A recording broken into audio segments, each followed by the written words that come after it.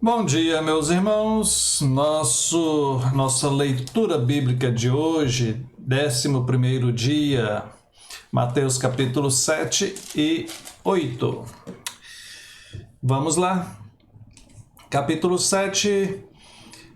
Não julgueis para que não sejais julgados, pois com o critério com que julgardes, sereis julgados. Julgar aqui no sentido de ficar se sentindo superior a outros, de se achar no direito de condenar ou absolver.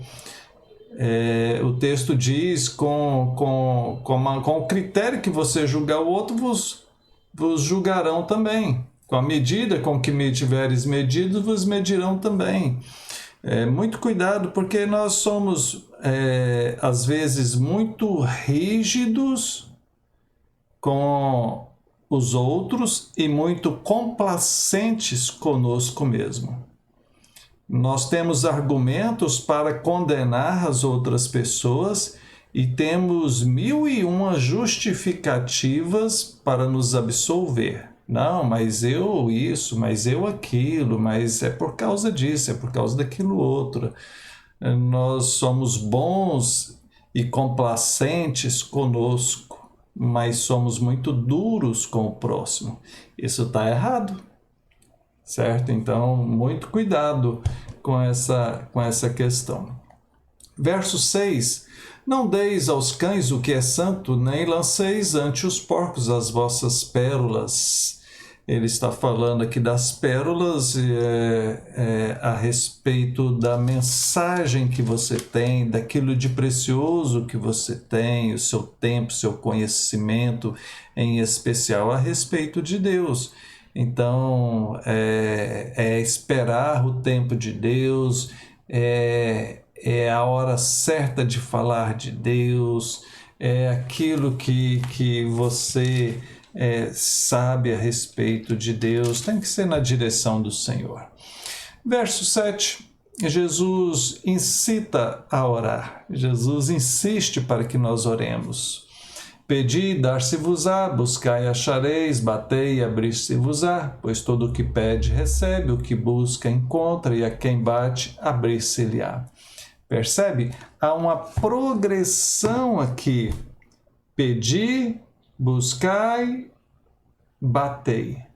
Você inicia verbalmente, pedindo, depois você já tem que se movimentar, ou seja, você tem que buscar algo, depois você tem que insistir, você tem que bater. Você tem que estar ali naquele local e insistir ali. Então, na oração, é assim também. Você quer algo, você ora, pede, depois você vai atrás daquilo, depois você insiste e faz tudo que está ao seu alcance, né, com a sabedoria, com o direcionamento de Deus. Sempre debaixo de oração, tudo com oração, mas a ação aqui faz parte da dinâmica ensinada por Jesus a respeito da oração. Não é só orar e ficar esperando cair do céu, ok? Verso 13 fala sobre as duas estradas. Entrai pela porta estreita, larga é a porta, espaçoso o caminho que conduz para a perdição. São muitos que entram por ela, mas estreita é a porta, apertado o caminho que conduz à vida. São poucos os que acertam com ela. Que mensagem tão antiga, tão linda. Eu já preguei várias vezes e dá vontade de pregar pelo menos uma vez por mês nesse texto, porque de uma forma tão simples, tão linda, Jesus nos mostra o caminho para o céu e o caminho para o inferno. E diz que para o céu são poucos que acertam, mas para o inferno são muitos. Fazer o que é errado é bem mais fácil do que fazer o que é certo. Fazer o que é certo vai exigir muito esforço, vai exigir renúncia da sua parte. Agora, fazer o que é errado Está cheio de gente aí para incentivar, para induzir, para te levar para fazer o que é ruim. Verso 15: acautelai-vos dos falsos profetas. Há muito engano, há muita gente ensinando coisa errada, muito cuidado. Verso 16: pelos frutos os conhecereis. Esse é o ensino de Jesus. Você quer saber se alguém é de Deus? Procure conhecer da vida dele. Procura ver como que ele vive, procura ver se ele é uma pessoa honesta, se ele não está devendo na praça, se ele não é desonesto, se ele não é incorreto, se ele não é injusto, se ele trata bem a família, se ele, enfim, se é uma pessoa de caráter. Pelo fruto se conhece, ou seja, pelo testemunho se conhece se é uma pessoa correta ou não. A partir do verso 24, os dois fundamentos: todo aquele, pois, que ouve estas minhas palavras e as pratica. E aqui Jesus já está chegando ao final do monte e ele encerra com essa questão dos dois fundamentos. Ele diz que quem obedece e pratica é comparado com o homem que constrói a casa sobre a rocha. Então, a casa sobre a rocha, que é Cristo, é uma casa que não desmorona, ou a casa sobre a areia, sobre a mentira, é aquela que desmorona quando vem a tempestade, as ondas. E isso está no parâmetro da obediência. Quem obedece é firme e permanece firme com Deus. Quem não obedece, não firma, logo se afasta, não possui a Deus de fato e de verdade. Esse é o parâmetro, queridos, é a obediência. Eu vejo muita gente chegando para a igreja, eu vejo muita gente dizendo que acredita em Deus, que quer Deus e isso e aquilo outro, que vai mudar, que isso e aquilo. O parâmetro é a obediência.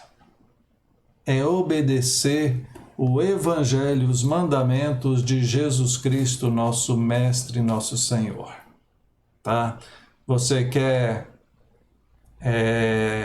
ser uma pessoa que é fiel a Deus? Obedeça os mandamentos dele.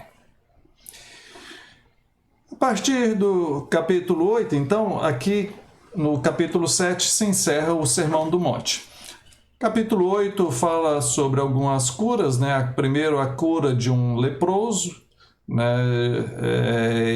Um leproso o encontra com Jesus. Jesus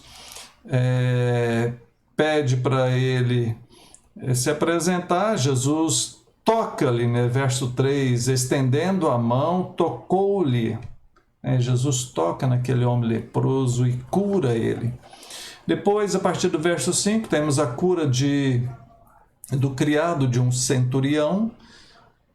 O centurião se apresenta a Jesus, conta a história, verso 6, né? Ele tinha um criado que estava em casa, de cama, paralítico, sofrendo muito. E Jesus então diz que vai lá curar. O centurião fala: não, basta o senhor dar uma ordem. E Jesus fica admirado com a fé daquele homem, do homem falar que Jesus nem precisaria ir até lá, Jesus bastaria dar a ordem e assim ia acontecer. Jesus se admira. Verso 10, em verdade vos afirmo que nem mesmo em Israel achei fé como esta. E Jesus então cura aquela pessoa. Verso 14, nós temos a cura da sogra de Pedro. Verso 14 diz assim: tendo Jesus chegado à casa de Pedro, viu a sogra deste acamado e ardendo em febre. Mas Jesus tomou-a pela mão e a febre a deixou. Ela se levantou e passou a servi-lo. Dizem as más línguas que foi porque Jesus curou a sogra de Pedro que Pedro traiu ele. Ai. Gente, desculpa, tá? Eu não podia perder a piada, né? Mas olha só, Jesus é maravilhoso, né? Verso 16 fala de muitas outras curas, né? Trouxeram várias pessoas para Jesus, ele curou a todos. Verso 18, Jesus coloca à prova aqueles que querem segui-lo. Então, diz que apareceu alguém para ele, um escriba, né? Diz que iria seguir ele para onde que ele fosse. Ele falou, mas eu não tenho nenhum lugar para dormir. Apareceu outro dizendo, eu vou te seguir, mas permite primeiro eu ir sepultar meus pais. Ele diz, não, isso não. Então, Jesus vai dificultando as coisas para que aqueles que fossem segui-lo fossem verdadeiramente, né? E não somente no oba-oba. A partir do verso 23, Jesus acalma uma tempestade. Eles entram no barco, sobrevém uma grande tempestade, o barco está ali quase afundando e Jesus dormindo, todo tranquilo. Eles, desesperados, chamam Jesus. Jesus repreende ali a tempestade e tudo se acalma, o vento, as águas, tudo se acalma e eles ficam impressionados, né? Quem é esse que até os ventos e o mar lhe obedecem? Verso 28, a cura de 2 endemoniados gadarenos. Diz que ele chega àquela terra dos gadarenos e os endemoniados saem ali até o encontro dele. E interessante que os endemoniados aqui, os demônios, sabem quem é Jesus, que ele é o Cristo, o Messias. Jesus repreende aqueles, mas eles entram nos porcos, os porcos se precipitam ao mar e morrem, e com isso o povo daquela cidade, verso 34, rogaram que ele se retirasse da terra deles. Com isso eles demonstram que estavam mais interessados no dinheiro, nos porquinhos deles, do que na cura e libertação dos endemoniados. E Jesus não teve nem ali a oportunidade de realizar outros milagres. Também isso serve de lição para nós. O que é mais importante, né? A bênção do Senhor ou são os bens materiais, a riqueza? Bom, queridos, que Deus abençoe. Vamos orar? Senhor, bendito seja o teu nome. Muito obrigado por tua palavra. Nos dá graça e entendimento sobre ela e que o nosso testemunho possa te agradar. Em nome de Jesus. Amém. Grande abraço e que Deus te abençoe.